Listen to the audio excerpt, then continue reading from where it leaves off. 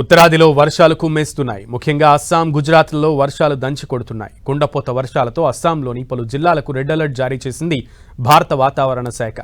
అస్సాం వ్యాప్తంగా మరో 24 గంటల పాటు వర్షాలు కుమ్మేయనున్నాయని ఐఎండీ హెచ్చరించింది.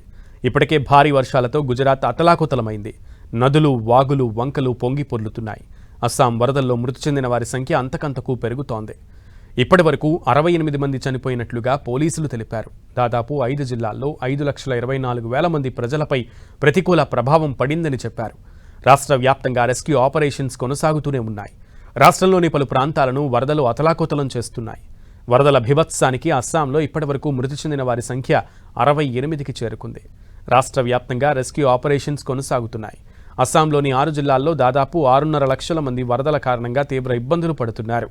తాజాగా శివసాగర్ జిల్లాలో 3, చరైదేవ్ జిల్లాలో 1 మరణించారు. చరైదేవ్, దిబ్రూగర్, గోలాఘాట్, జోర్హాట్, నాగావ్, శివసాగర్ జిల్లాల్లోని ప్రజలు వరద ప్రభావంతో తీవ్ర ఇబ్బందులు పడుతున్నారు. గుజరాత్లో వర్షాలు దంచి కొడుతున్నాయి.